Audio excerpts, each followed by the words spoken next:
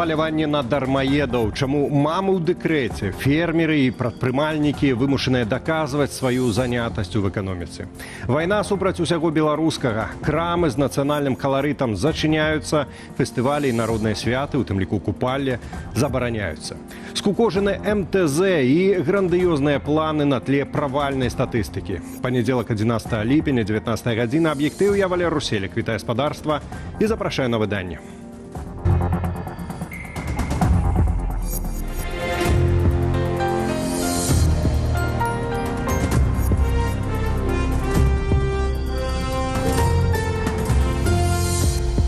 Усё больше беларусаў скардзяцца на тое, што іх без дай прычыны заносяць у спіс гэтак званых дармаедаў.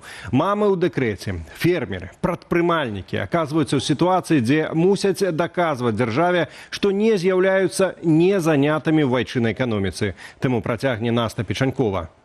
Жыхарку Бабрыўскую, што больш за год даглядае немаўля, прызналі дармаедкай. Ліст з адпаведным рашэннем гарвыканкаму маладая маці апублікавала ў сваім акаунце ў Трэц. Праўда, праз сотні пост выдаліла. Прысвоілі статус бяздомнай. Год у дэкрэтным адпачынку. Нашы інстытуты працуюць добра. Бабруйскі ЗАГС і жыллёва-камунальныя службы даюць добрую, што самае важнае, своечасовую інфармацыю. А што ж рабіць далей? Гісторыя выклікала актыўнае абмеркаванне. Адны карыстальнікі параілі проста паведаміць чыноўнікам пра дэкрэтны адпачынак. Іншыя абурыліся тым, што чалавек вымушаны пацвярджаць інфармацыю, якая ўжо павінна быць у распараджэнні дзяржавы. І цяпер вы павінны бегаць па інстанцыях, марнаваць свой час і даказваць, што не дармаед. І максімум, што вам скажуць, прабачце з крывым тварам. Як жа гэта ўсё зневажальна для людзей?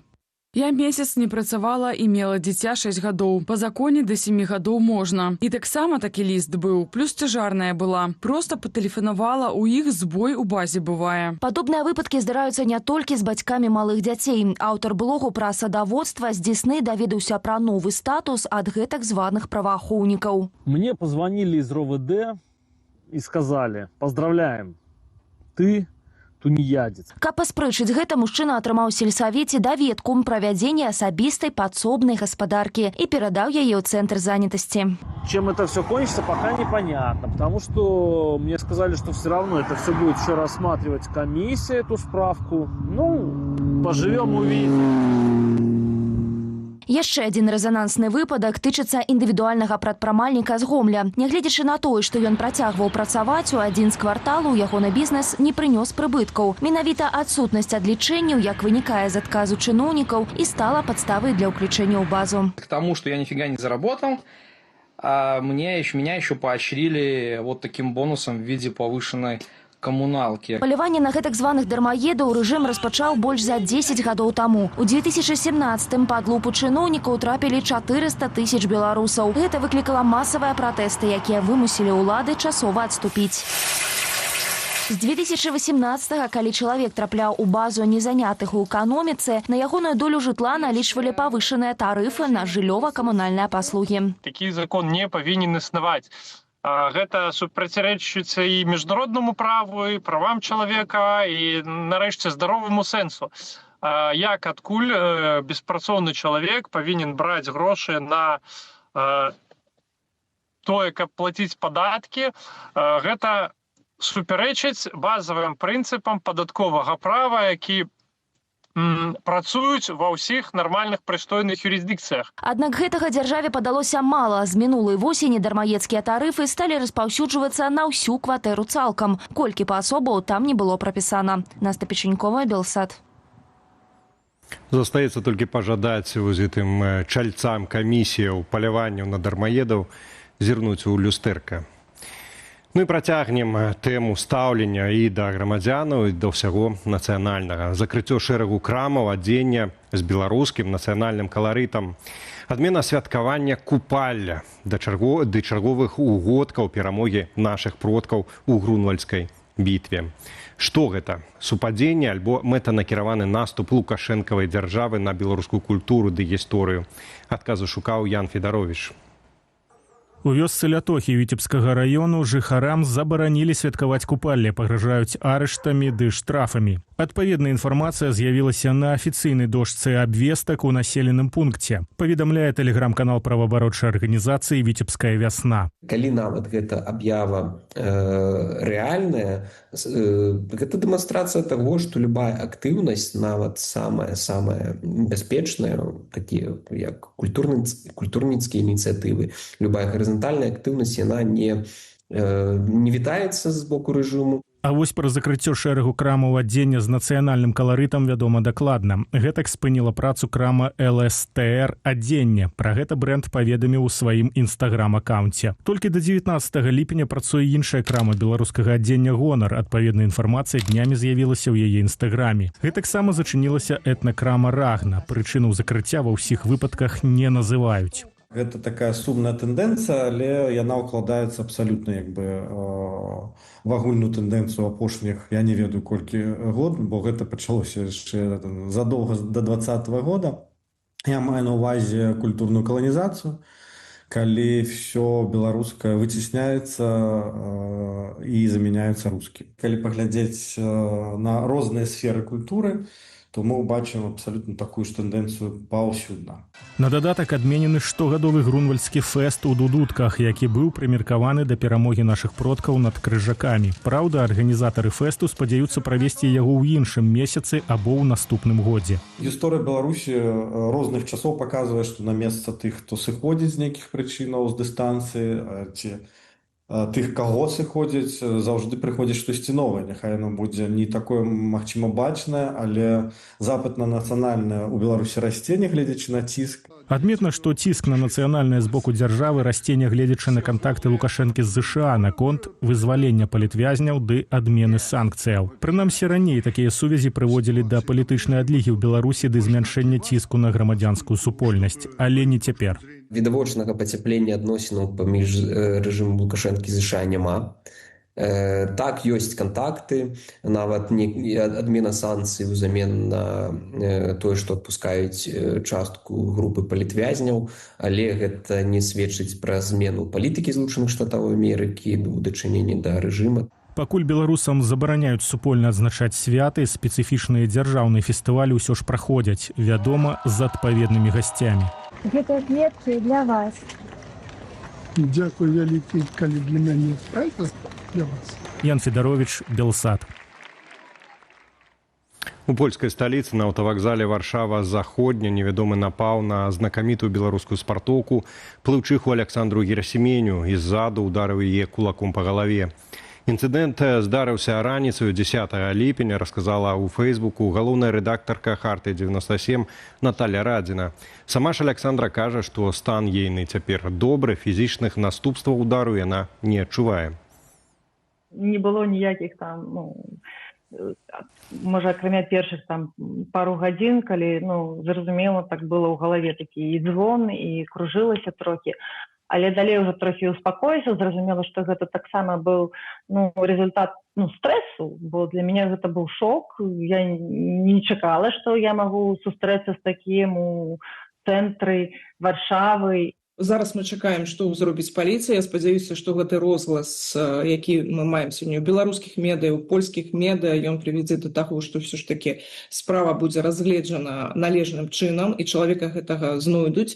Я нагадаю, што гэта адбылося на вакзале, і там дастаткова камер, каб зразумець, што гэта за чалавек, і каб знайсці яго. Калі не будзе рэакцыі належнай з боку паліцыі, то, канечне, мы будзем звяртацца ў пракуратуру і іншыя органы польскай улады. Александра Герасіменя мае 3 алімпійскія ўзнагароды, 2 срэбныя медалі з Алімпіяды ў Лондоне ў 2012 годзе і бронзавы медаль з алімпійскіх гульняў у Рыа-дэ-Жанэйра ў 2016. Плыўчыха актыўна выступіла супраць гвалту і фальсіфікацыі выбараў у Беларусі ў 2020. Яна падпісала адкрыты ліст спартоўцаў за сумленныя выбары. У 2022 Менскі гарадскі суд асудзіў спартоўку на 12 гадоў пазбаўлення волі за заклікі да санкцыяў супраць Беларусі. Гэта быў адзін з першых завочных працэсаў у нашай краіне.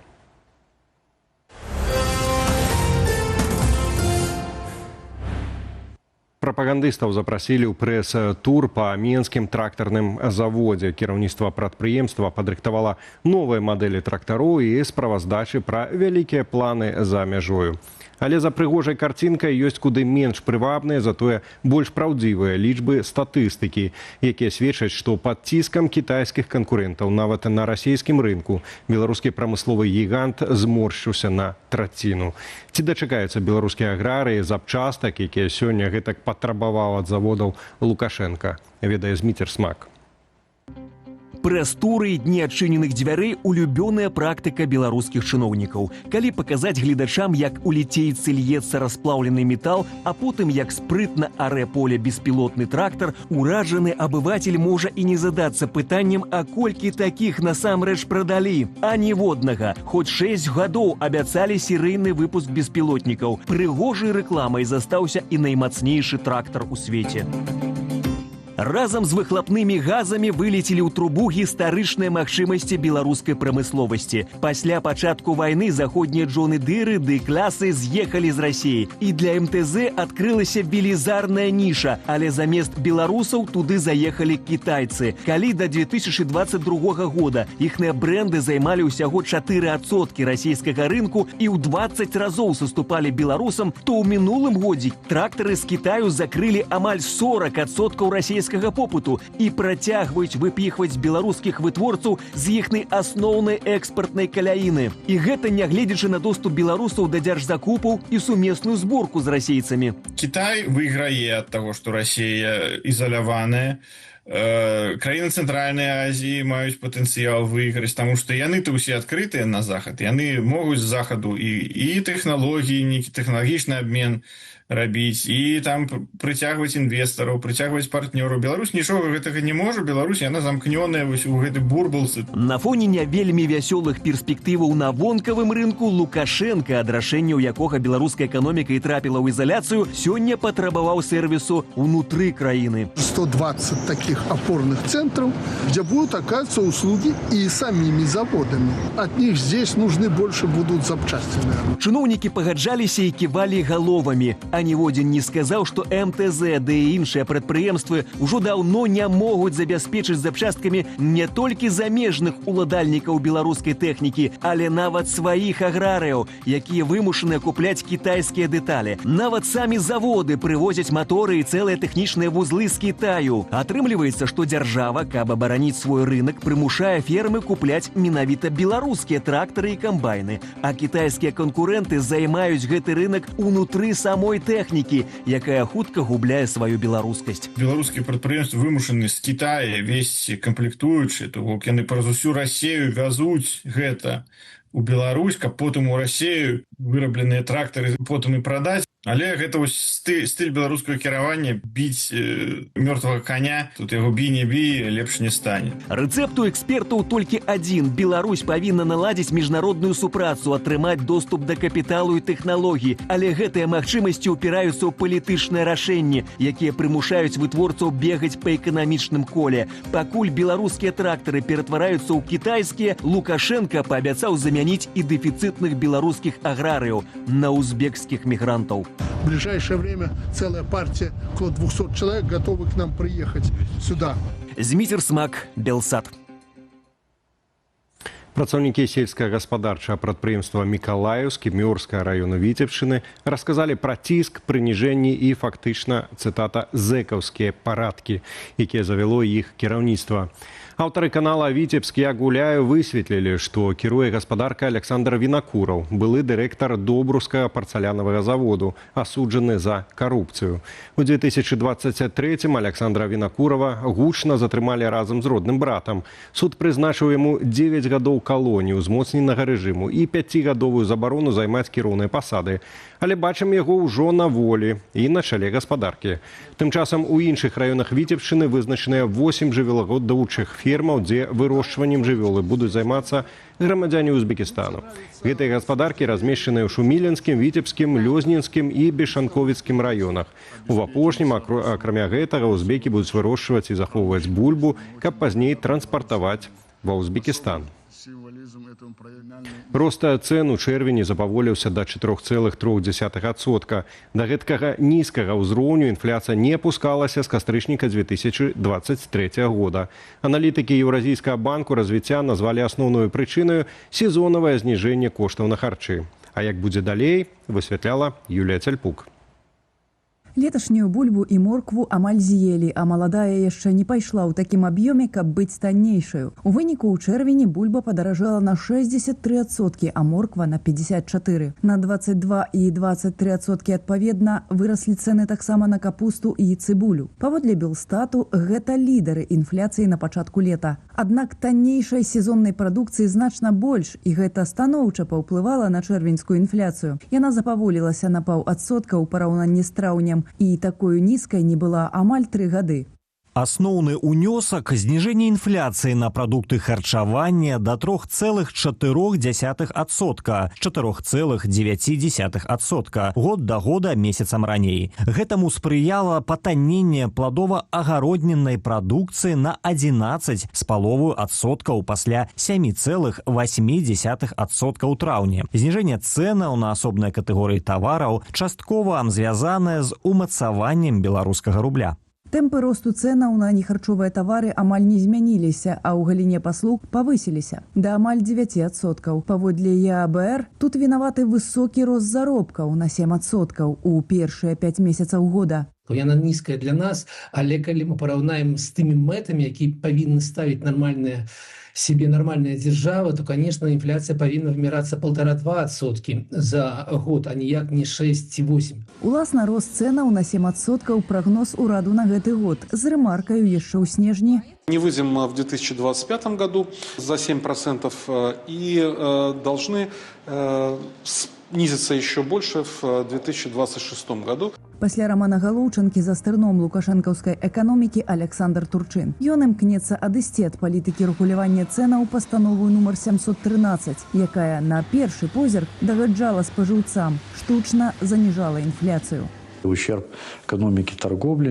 Хтосьці павінен был за гэта заплаціць, плацілі вытворцы. Ну і трэба разумець, што калі у цябе вытворец дзяржаўны, то атрымаўшы страты з-за таго, што ён павінен трымаць кошты, ён жа прыйдзе ў бюджэт і папросіць зноў даць яму грошай, і гэта зноў будуць страты. Днямі ўрад істотна скараціў пералік рэгуляваных тавараў. Са 199 пазіцыяў пакінулі толькі 76. Штопраўда, свабоду далі менш запатрабаваным таварам, такім як малочныя вырабы ў шкляной тары, сыр вэнджаны і з цвіллю, паляндвіца, лайм і жуйка.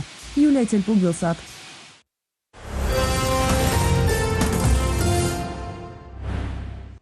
Першы нацыянальны канал беларускага дзяржаўнага радыё ўжо на працягу 3 тыдняў без папярэджання не вядзе трансляцыю святой імшы з Менскага архікатэдральнага касцёла. Выданне «Католіка Лайв» паведамляе пра гэта са спасылкаю на інфармацыю ад вернікаў. Раней трансляцыя імшы адбывалася штонядзелю а 8:15 раніцы. Цяпер замест яе ў гэты час гучыць класічная музыка. Вернікі спадзяюцца, што прычыны тэхнічныя трансляцыю адновяць. Многія сталыя вернікі не маюць магчымасці рэгулярна бываць у касцёле на набажэнстве, таму далучаюцца да малітвы дыстанцыйна з дапамогай радыё. З Менска архікатэдральнага і іншых касцёлаў Беларусі вядзецца відэатрансляцыя ў інтэрнэце, але пажылыя людзі часта не маюць гаджэтаў і доступу ў інтэрнэт. Падчас славянскага базару ў Віцебску пакажуць арыгінал карціны Марка Шагала над горадам. Пабачыць усесветны сімвал шчырага кахання і свабоды, дзе адлюстраваны Віцебск пачатку 20 стагоддзя, можна будзе з 16 ліпеня па 14 верасня ў мастацкім музеі Віцебску. Арыгінальная палатніна над горадам была створаная Маркам Шагалам на пачатку 20 стагоддзя. У самім Віцебску карціна дэталёва захавала вобраз старога гораду, якога болей няма. На ёй можна пазнаць палац губернатара, абрысы Спаса-Преабражэнскай царквы і дом з чырвонай цэглы. Дэманстрацыя карціны ў Віцебску сталася магчымай дзякуючы падтрыманню Белгазпрамбанку, а стала яна захоўваецца ў расійскай Трацякоўскай галерэі. Небяспечнае надвор'е захоўваецца ў Беларусі. Сёння ў краіне дзеяў жоўты ўзровень небяспекі праз залевы ды навальніцы. Пасля абеду яго перакваліфікавалі на аранжавы. У Гомлі непагадзя вырвала некалькі дрэваў на тэрыторыі школы, а некаторыя вуліцы праз моцны дождж ператварыліся літаральна ў рэкі. Праз гэта ў абласным цэнтры нават прыпыняўся рух транспарту. У соцсетках паведамляюць таксама пра град у абласным цэнтры, а ў Кобрыне тэмпература перавысіла 30 градусаў. Дажджы робяць беды ў Беларусі з мінулага тыдня. У пятніцу залевы абрынуліся на Гомель і Менск, у нядзелю пацярпела Віцебшчына. Праз парывісты вецер ратаўнікі 10 разоў выязджалі прыбіраць паваленыя дрэвы. Тым часам жоўты ўзровень небяспекі праз спякоту і навальніцы абвесцілі сіноптыкі на заўтра. Прагназуецца пераменная воблачнасць, паўночны ці паўночна-заходні вецер з парывамі падчас навальніцаў. Тэмпература паветра ў некаторых раёнах можа дасягнуць 30 градусаў. У аб'ектыве на сёння ўсё. Болей навінаў у нашых сацыяльных сетках і на старонцы belsat.eu. Ну а наш інфармацыйны вечар працягваецца. У нас у студыі пасвятлела, нягледзячы вось на гэтыя дажджы і навальніцы ў Беларусі. Это азначае, што гаспадарства чакае студыя Белсат, якую мы правядзем сёння разам з сонечнай Юліяй Лабанавай. Вітаю, гаспадарства. Сёння падрыхтавалі мы для вас шмат. Лукашенко агучыў планы прыцягнуць у Беларусь працоўных мігрантаў з Узбекістану. Як гэта спрацуе на практыцы, абмяркуем з вядоўцам праграмы «Оптимум» на YouTube-канале «Беларусы рынок» Андрэем Махоўскім. Што вырашаецца за зачыненымі дзвярыма еўрапейскіх кабінетаў? Падрабязнасці з паседжання Рады Еўразвязу ў замежных справах нашага карэспандэнта ў Брусэлі Алеся Сіліча. І жывое ўключэнне з Насты Печаньковай з культурнага фестывалю беларускай супольнасці, які гэтымі днямі праходзіць у польскай сталіцы. А з прадстаўніком АПК ў справе нацыянальнага адраджэння Паўлам Баркоўскім абмяркуем, чаму ўлады блакуюць нацыянальна арыентаваныя і гістарычныя імпрэзы знізу ўнутры Беларусі. Запрашаю. Ну і вядома ж, запрашаем да ўдзелу ў нашай апытанцы таксама абсалютна народнае і важнае пытанне там сёння, якое задаму, акрамя вас, яшчэ і адну з нашых экспертаў.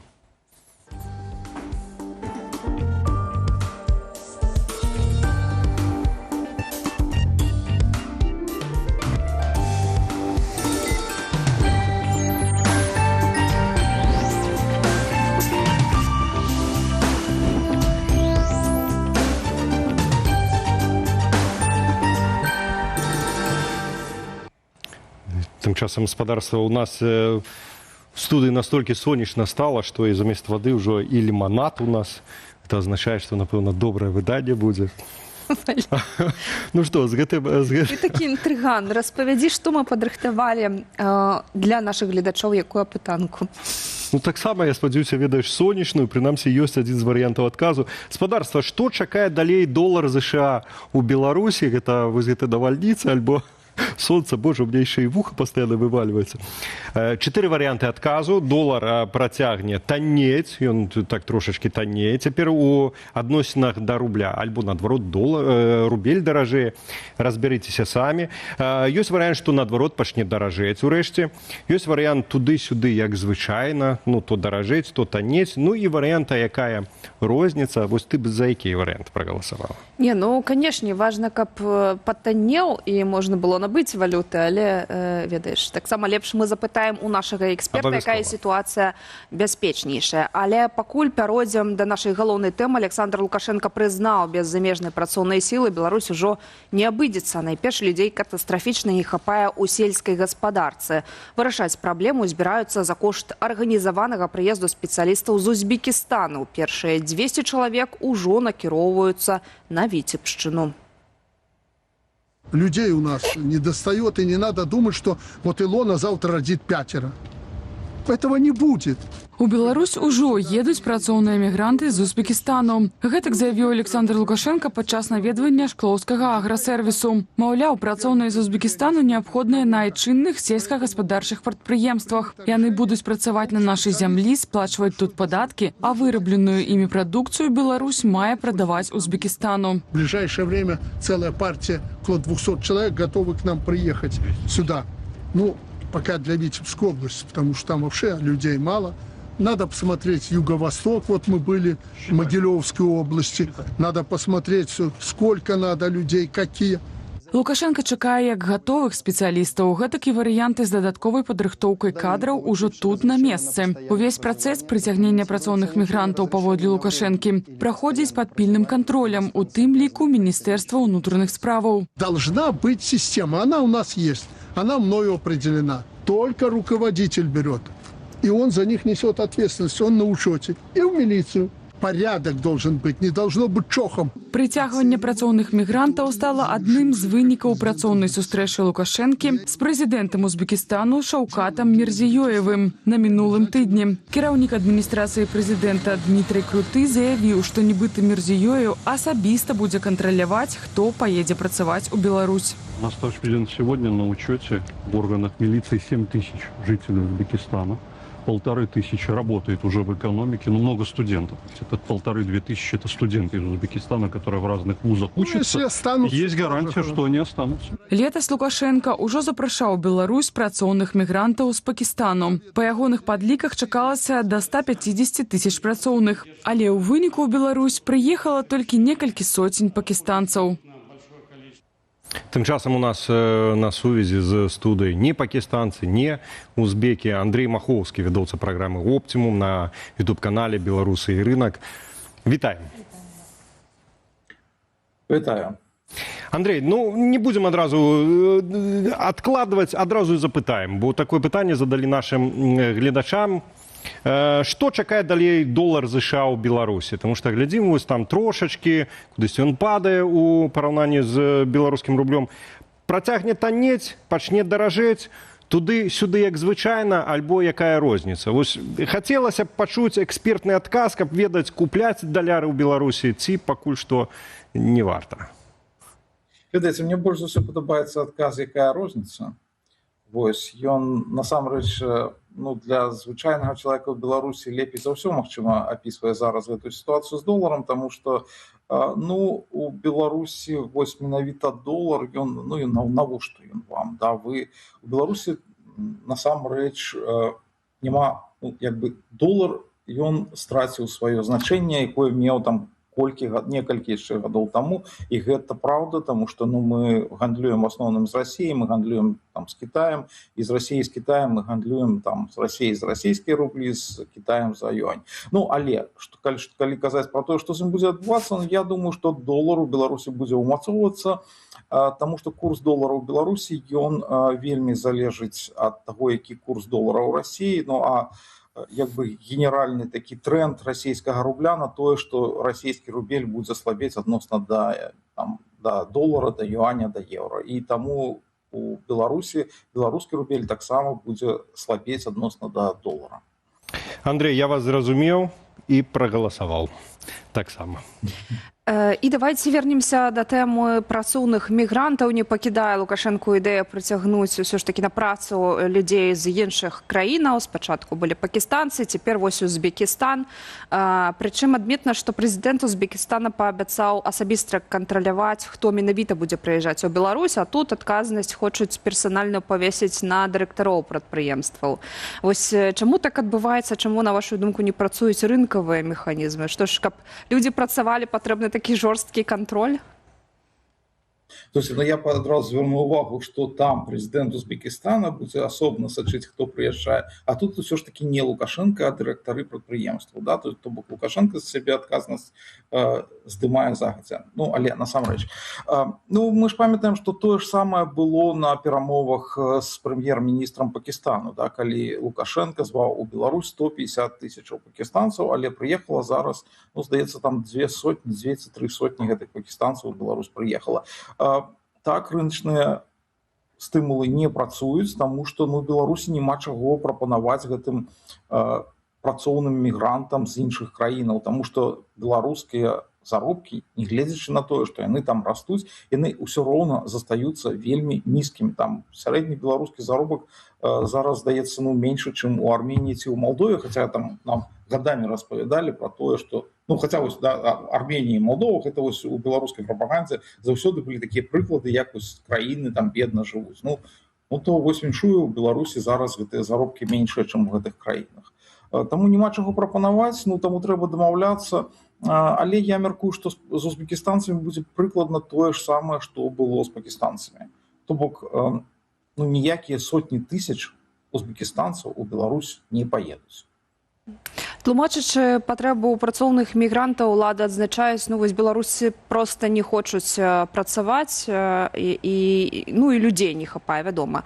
Усё ж такі, ці галоўная прычына тое, што беларусы лянівыя, што яны не хочуць працаваць, ці ёсць іншыя прычыны, якія афіцыйна не афішуюць улады? Які ў нас маштаб? Калі у вас з'ехала 600 тысячаў чалавек з краіны, то, конечно, вам будзе не хапаць людзей. То бок, у Беларусі да гэтага была... у Беларусі дрэнная дэмаграфічная сітуацыя. Яна была такой і да 2020 году, яна такая ж дрэнная, як у іншых еўрапейскіх краінах. Але пасля 2020 году на гэта наклалася гэта масавая іміграцыя беларусаў, масавы ад'езд там. І зараз дэфіцыт кадраў, ён складае, зараз недзе каля 200 тысячаў чалавек, там гэта вагаецца, там 170, 180 тысяч. Людзей не хапае, і ніякія гэтыя мігранты, то бок гэта можна было вырашыць менавіта якраз прыцягненнем мігрантаў, але зноў жа Беларусі няма чаго гэтым мігрантам прапанаваць. А вяртаць беларусаў, конечно, беларускія ўлады не хочуць, беларусы беларускім уладам не патрэбныя. Андрей, ёсць Беларусі што прапанаваць Узбекістану, калі так трошкі збоку паглядзець. Я памятаю, калі быў сам у гэтай цудоўнай краіне, то колькі размаўляў з людзьмі, у іх верх мараў быў мне бы дзесьці каля ірыгацыйнага каналу пасяліцца, каб была хоць вада, а далей я ўжо і авечак там завяду, і агароды зраблю, і все добра. В гэтым плане вельмі цікавая гэты праект па перадачы па сутнасці земляў у Віцебшчыне узбекам пад тое, каб яны развівалі там гаспадарку і тым ліку адсылалі самыя сабе тое, што вырасцяць, тое туды і адсылалі. На вашу думку, ці не выпадкова так атрымалася, што аддалі гаспадаркі ў самых, в прынцыпе, дэпрэсіўных і бедных рэгіёнах краіны, калі мы памятаем Бешанковічы там на першым месцы па беднасці, так? Ці не атрымаецца такі хітры, я не ведаю, што сказаць, ход такі, крок, што узбекі хай прыедуць, вада ёсць, хай нам тут арганізуюць, а потым, калі што яны з'едуць, а ў нас будуць гатовыя гаспадаркі, а там, можа быць, ці робаты, ці пакістанцы даедуць, і будзе каму працаваць. Слухайте, тут две розныя гісторыі. Там одна гісторыя гэта прыцягненне масавых працоўных мігрантаў з Узбекістана, а іншая гісторыя гэта гэтыя праекты, каб аддаць там нейкі кавалак беларускай зямлі каму-небудзь. Я просто нагадаю, што амаль з такімі ж самымі ідэямі Лукашенко размаўляў з арабскімі шэйхамі. Там ён прапанаваў ім таксама, бярыце там зямлю менавіта ў Віцебскай вобласці, вы там рабіце што хочаце, і будзеце там зарабляць нейкія грошы. Тое ж самае Лукашенко прапанаваў кітайцам таксама, бярыце нейкую зямлю ў Беларусі, будзеце тут вырошчваць там кветкі, будзеце тут вырошчваць садавіну і ўсё гэта адпраўляць у Кітай. Але нешта чамусьці гэтыя праекты да гэтага часу не запрацавалі. Таму, окей, яны могуць гэты праект, магчы, я не кажу, што ён таксама не запрацуе, як і ўсе астатнія, але, бачыце, пакістанцы не прыехалі, там арабскія шэйхі набываць зямлю ў Беларусі і рабіць тут такі маленькі рай не хочуць чамусьці, не ведаю чаму. Магчыма, узбекістанцам будзе цікавей.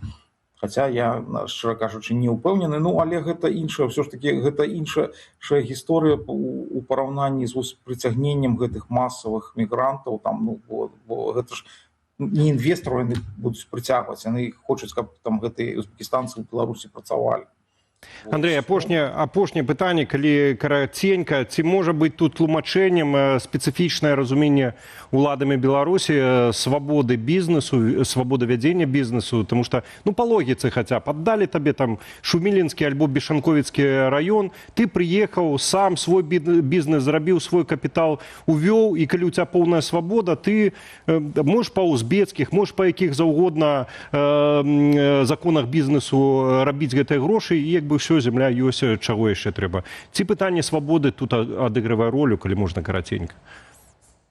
Ну, я мяркую, што менавіта так і ёсць. Я мяркую, што вось калі там яны пачынаюць гэтыя размовы, Лукашенко кажа там гэтым, ну, напрыклад, арабскім шэйкам: вось бярыце кавалачак беларускай зямлі, яны кажуць: о, выдатна, цудоўна, да, мы возьмем, чаму не? Але потым, калі яны сутыкаюцца з канкрэтнымі умовамі працы, якія ёсць у Беларусі, якія ім прапануюць, яны бачаць, што яны нават свае грошы з Беларусі вывезці не могуць. Ну, як бы яны кажуць: ну не, дзякуй, мы неяк як бы дзе-небудзь у іншым месцы будзем будаваць вось гэты рай на зямлі. Карацей, без свабоды аніякага раю не будзе. Вось так падсумуем нашу размову. І без свабоды, але просто без нармальных умоваў гаспадарання, а не з тымі, якія ёсць тут. Зразумела. Андрей, дзякуй вялікі за сённяшнюю размову. Нагадаем, што з намі быў Андрей Махоўскі, вядоўца праграмы «Оптимум» на ютуб-канале «Беларусы і рынок». А мы крочым далей і пераносімся ў сэрца еўразвязу ў Брюссель. Там сёння адбылося паседжанне Рады еўразвязу ў замежных справах. Галоўныя тэмы – далейшая вайсковая падтрымка Украіны, яе еўраінтэграцыя і новыя санкцыі супраць Расіі і Беларусі. Міністры абмеркавалі 21 пакет санкцыяў, аднак праз рознагалоссі паміж краінамі прыняць яго не ўдалося. Асобная ўвага патрэбам украінскага войска і працягу рэформаў на шляху Украіны ў еўразвяз. Краіны Балтыі прапанавалі дадатковыя захады супраць Расіі і Беларусі. Падрабязнасці ў нашага карэспандэнта ў Брюсселі Алеся Сіліча. Зброя, боепрыпасы, дроны і падрыхтоўка вайскоўцаў. Еўразвяз усё больш перабудоўвае дапамогу краіне ў доўгатэрміновую вайсковую падтрымку. За час поўнамаштабнага расійскага ўварвання на падтрымку украінскіх узброеных сілаў Еўразвяз і краіны-сябры ўжо накіравалі каля 77 мільярдаў еўро.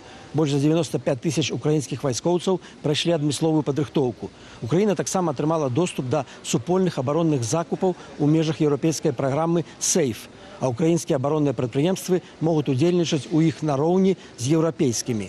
Сёлета ў красавіку, нагадаем, Еўразвяз выдзеліў Украіне крэдыт у 90 мільярдаў еўро для фінансавання бюджэтных і абарончых патрэбаў у 2026-2027 годах.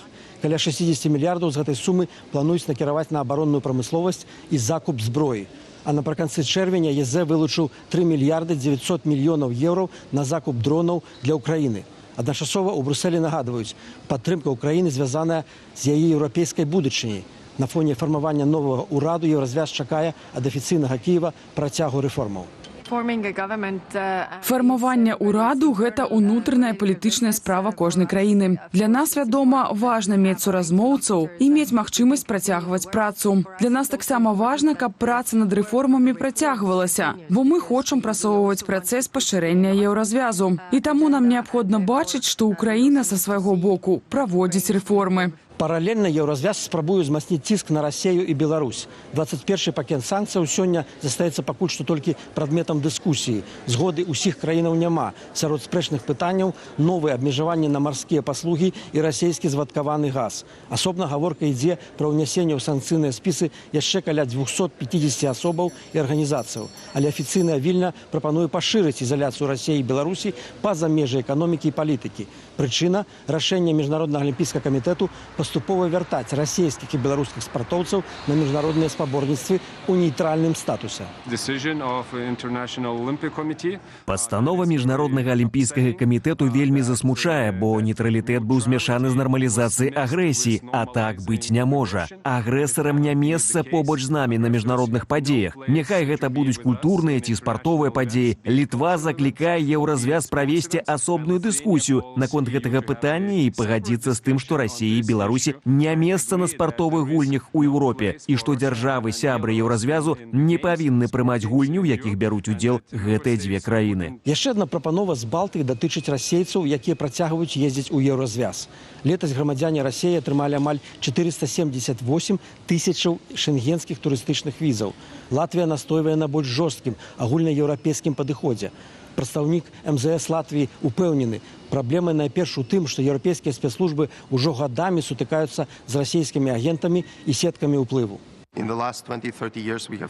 За апошнія 20-30 гадоў мы бачылі шмат людзей з Расіі, якія прыязджалі і выязджалі. І тое, што яны, на жаль, спрабуюць рабіць, гэта ўкараняць сваіх агентаў уплыву, былых работнікаў КДБ, агентаў ФСБ. Такім чынам, яны ўкараняюць іх тут. І гэта небяспека для шмат якіх еўрапейскіх краінаў. Мы нястомна працуем з нашымі партнёрамі, каб перадаваць ім гэтую інфармацыю і дамагацца разумення таго, што гэта можа быць небяспечна для кожнай без выключэння сталіцы. Не толькі для Рыгі ці Таліну, але і для Лісабону, Мадрыду, Парыжу і гэтак далей. Акрамя украінскага пытання, сёння міністры абмеркавалі сітуацыю ў Іране, Газе і на заходнім беразе Іордану, Ліван, еўрапейскую стратэгію ў Чорным моры, а таксама супрацу еўразвязу з Арганізацыяй Аб'яднаных Нацыяў.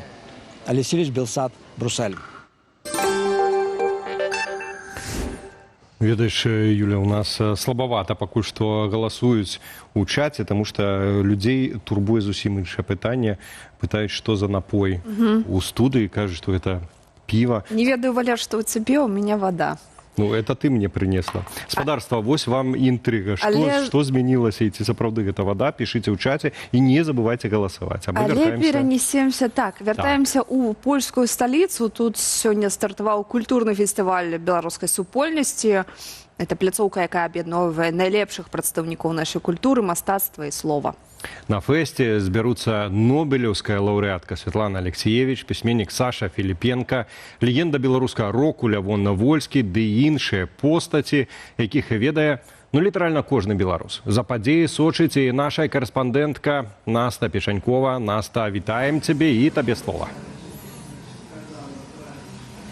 Вітаю, студыя. Так, цяпер знаходжуся ў музеі сучаснага мастацтва ў Варшаве, дзе за маёй спіны адбываецца фестываль Мальдзіс Фест, які аб'яднаў беларускіх пісьменнікаў, мастакоў, навукоўцаў і іншых дзеячоў культуры, каб паразмаўляць пра тое, якая ж наша беларуская культура ў замежжы.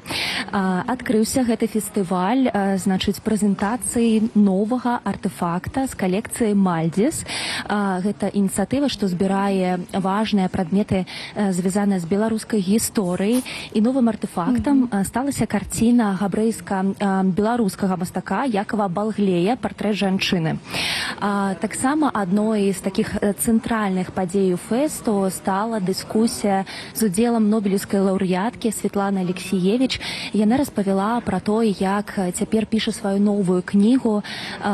У, скажем так, цэнтры гэтай кнігі будзе феномен, які пісьменніца вывучала і раней. Гэта феномен чырвонага чалавека, савецкага чалавека. Вось таксама спадарня Святлана закране пытанне пратэстаў 2020 года, вайны ва ўкраіне і эміграцыі. Увага, паслухаем яе. Сейчас я должна признать, что нет, этого не случилось, никакого конца красного человека. Красный человек сидит в Кремле, красный человек стреляет в Украине. То есть красный человек еще живет. И с одной стороны мы живем во время умирающих идей, а с другой стороны эти идеи не так безопасны, они еще живут. Таксама сёння да самага вечара працягнецца гэтая разнастайная праграма. Удзельнікаў фестывалю чакаюць дыскусіі на розныя тэмы, у якіх прымуць удзел кіраўнік беларускага свабоднага тэатру Мікалай Халезін, пісьменнік Саша Філіпенка, таксама зорка рок-сцэны Лявон Вольскі, выдаўчыня Валентина Андрэева ды іншыя прадстаўнікі беларускай культуры ў замежжы. Студыя. Ну што ж, Наста, дзякую табе за гэты падрабязны расповед. І будзем, канешне, сачыць і трансляваць і паказваць гэтую імпрэзу ў нашых далейшых эфірах. Дзякуй табе. Дзякуй. Ну што, у Варшаве квітнее, буяе беларуская культура, як у Беларусі, калі параўнаць, правда? Сапраўды, калі за мяжой беларускай супольнасці ладзяць беларускія культурныя імпрэзы, то ў самой Беларусі адбываецца адмена гісторыка-культурніцкіх мерапрыемствах. Глядзіце, спачатку пра адмену паведамілі арганізатары гістарычнага фестывалю рэканструкцыі «Наш Грунвальд» у музейным комплексе Дудуткі. А затым у вёсцы Лятохі пад Віцебскам адмянілі святкаванне купалля. Купалі пад Віцебскам мясцовыя жыхары ладзілі дзесяцігоддзямі. Інфармацыя пра адмену свята з'явілася на слупах у вёсцы ў выглядзе папяровых аб'яваў. У іх напісана, што за ўдзел у мерапрыемстве можа пагражаць 15 сотняў арышту або штраф 100 базавых велічынь. Людзі падзяліліся на тых, хто верыць у адмену і хто не. Але ў адным яны згодныя, што гэтая забарона проста абсурд. Гэта не першае адмененае купалле. Раней ужо адмянялі тэматычны выходны купалле, які меўся адбыцца 28 чэрвеня ў музейным комплексе «Дукорскі маёнтак». А таксама свята сонца ў Дудутках. Там жа не адбудзецца і шматгадовы фестываль «Рэканструкцыя «Наш Грунвальд». Арганізатары фестывалю адзначылі, абставіны склаліся такім чынам, што правесці мерапрыемства ў запланаваныя даты стала немагчыма. Канкрэтныя прычыны адменаў у кожным са згаданых выпадкаў не называюцца. А ў нашай студыі з'явіўся Павел Баркоўскі, прадстаўнік аб'яднанага пераходнага кабінету ў справе нацыянальнага адраджэння. Вітаем вас. Прывітанне. Добрый дзень. Ну, хацелася б адзначыць, па-першае, што фестываль «Грунвальд наш» дакладна не паведаміў пра прычыну неправядзення мерапрыемства, але тут напрошваюцца нейкія такія супадзенні, што і адзенне «Гонар», напрыклад, і ЛСТР адзенне стала вядома, што, напрыклад, такія брэнды таксама, якія падтрымлівалі беларускую культуру, беларускую адметнасць, спыняюць сваю працу. На вашу думку, ці гэта выпадковасць? На маю думку, гэта зусім не выпадковасць. Я бы нават сказаў, што гэта вельмі пагрозлівая тэндэнцыя, якая сведчыць да таго, што хутчэй за ўсё Беларусь рыхтуюць пад нейкі аншлюс.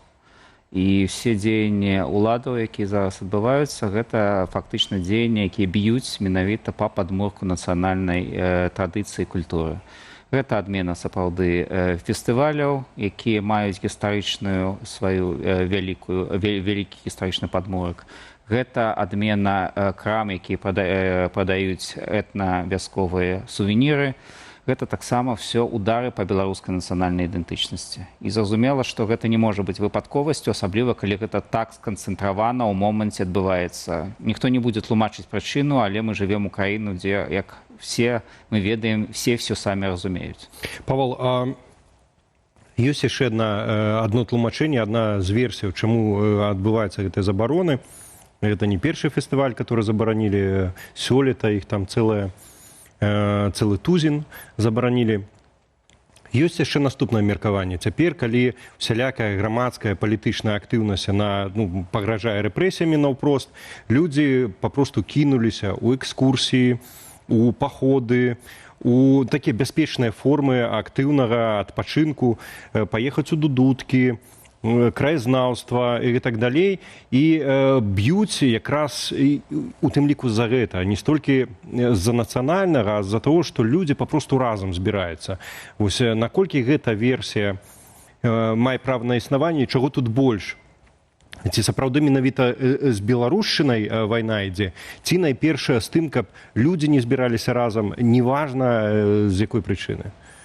Я думаю, улады хочуць так ці інакш забіць двух зайцоў, бо сапраўды тая версія, якую вы агучылі, мае права на існаванне. Не так даўно, напрыклад, разагналі проста пікнік, які праводзіўся ў адным з паркаў горада Менску, дзе людзі бавілі свой час без усялякай палітыкі, але проста забаўляліся.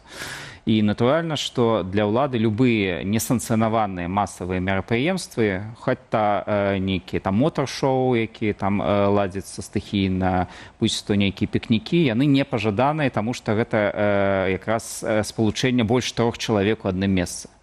І гэта, канешне, нервуе прадстаўнікоў рэжыму. З іншага боку, нельга не адзначыць, што менавіта нацыянальна арыентаваныя ініцыятывы, якія так ці інакш утрымліваюць элементы беларускага нацыянальнага кода, беларускай гісторыі, яны трапляюць пад абстрэл найбольш.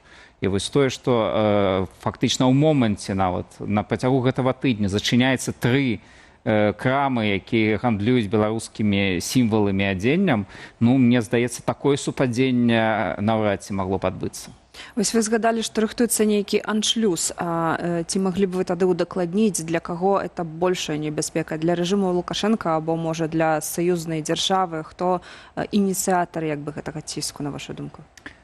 Найбольш гэта, канешне, пагроза, якая сыходзіць з боку Пуціна і Крамля, таму што Беларусь так ці інакш адна з карт, якія ён можа разыгрываць у сваёй вельмі непростай сітуацыі. Зараз, калі пасля ўдалых удараў Украіны па нафтаперапрацоўчай структуры у Расіі адбываюцца сацыяльнае напружанне, недахоп бензіну, адпаведна рост цэн і гэтак далей, відавочна, што трэба нейкім чынам сітуацыю ў публічнай прасторы мяняць.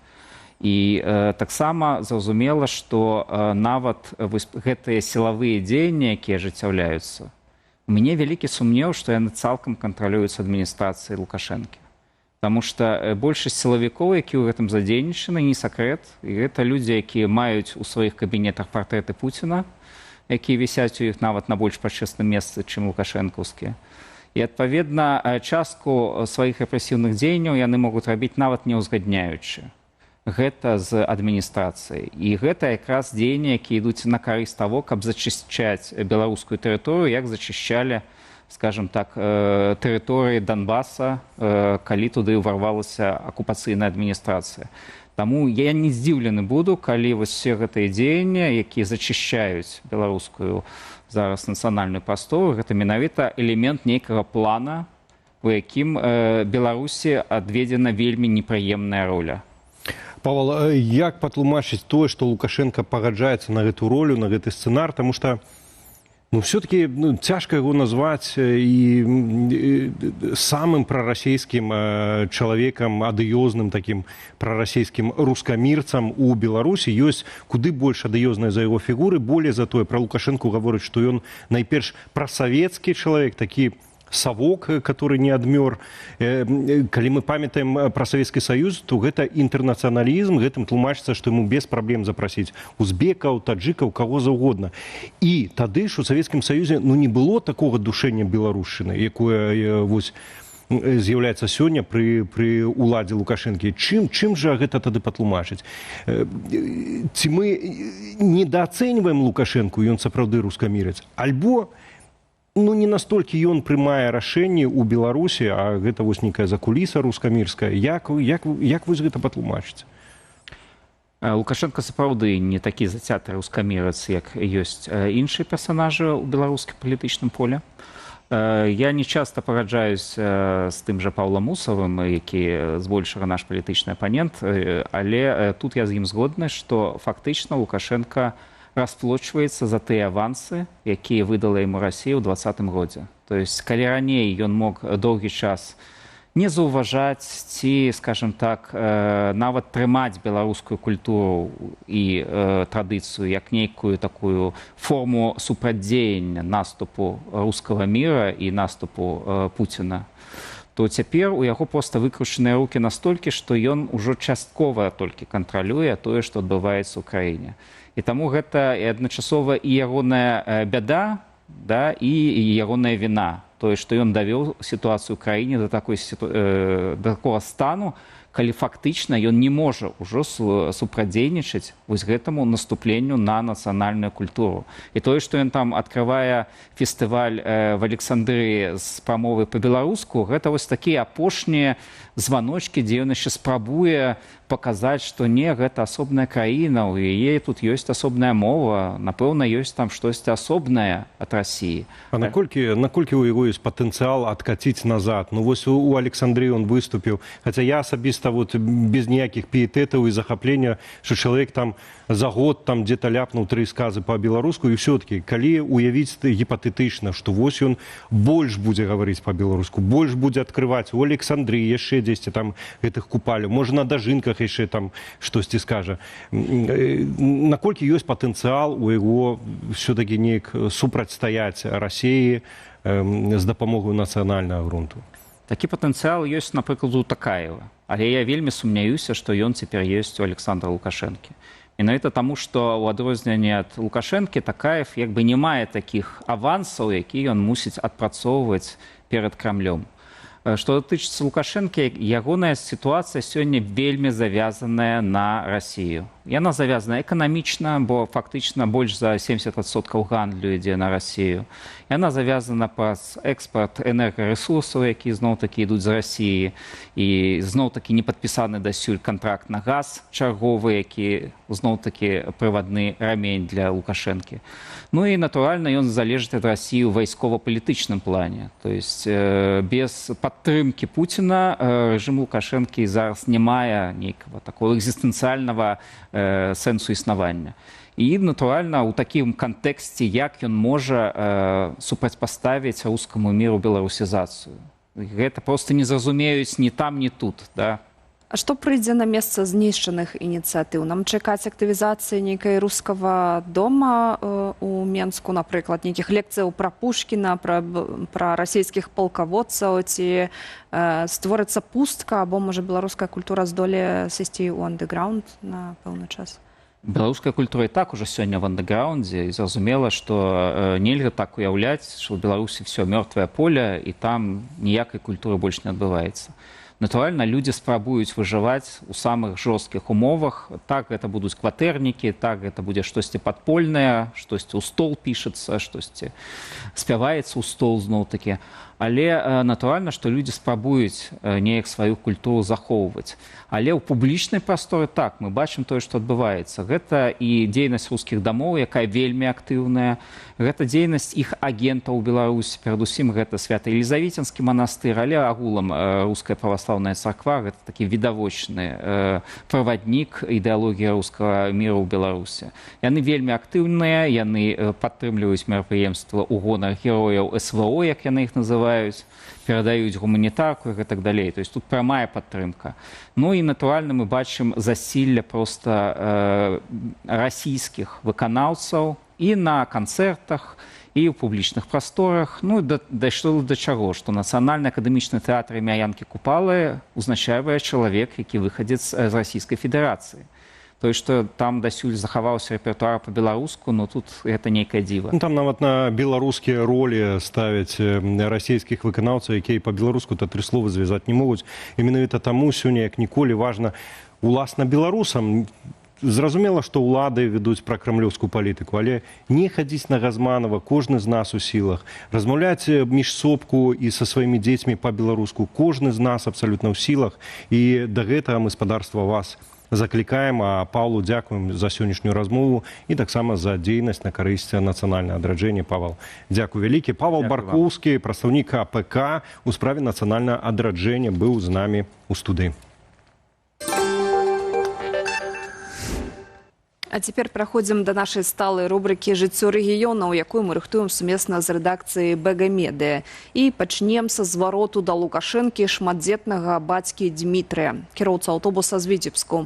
Летась ён стаў фігурантам рэзананснай крымінальнай справы. Загінуў адзін з ягоных пасажыраў.